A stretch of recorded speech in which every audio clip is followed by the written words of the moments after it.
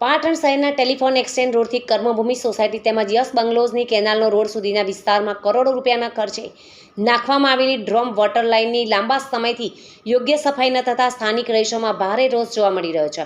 ચોમાસું તદ્દન નજીક હોવા છતાં તંત્ર દ્વારા હજુ સુધી કોઈ નક્કર પ્રી મોન્સૂન કામગીરી હાથ ધરવામાં આવી નથી, જેને કારણે આગામી દિવસોમાં વરસાદી પાણીના નિકાલ અંગે ગંભીર ચિંતા વ્યક્ત થઈ રહી છે.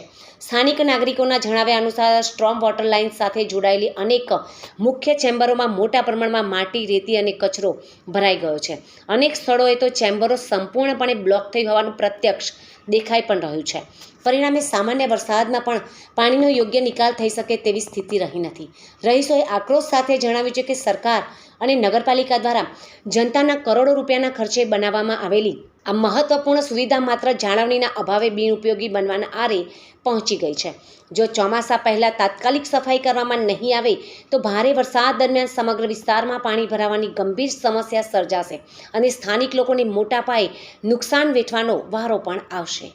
આ બાબતે જાગૃત નાગરિકોએ પાટણ નગરપાલિકા તંત્ર અને ચીફ ઓફિસરને લેખિત તેમજ મૌખિક રજૂઆત કરી તાત્કાલિક પગલાં લેવાની માંગ કરી છે.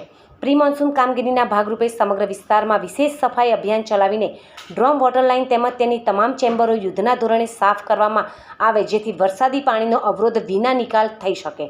હવે જોવાનું એ રહે છે કે ચોમાસાની ઋતુને ધ્યાનમાં રાખીને નગરપાલિકા તંત્ર આ સંવેદનશીલ મુદ્દે કેટલી ઝડપથી જાગે છે અને કામગીરી શરૂ કરે છે, તેના પર સમગ્ર વિસ્તારના રહીશોની નજર મંડાયેલી છે. નગરપાલિકાવાળાને મારે નમ્ર વિનંતી કે અમારે કર્મભૂમિની સોસાયટીમાં ગટરનું પાણી બહાર આવે છે અને ગટર ભરાઈ ગઈ છે. આ ચોમાસાનો સામાન્ય વરસાદ આવ્યો એમાં ગટરમાં પાણી ભરાઈ ગયું છે.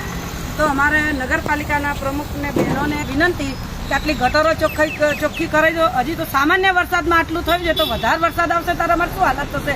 એટલે ગટરો જેમ બને એમ ચોખ્ખી કરાવી દો અને આટલી મારી નમ્ર વિનંતી.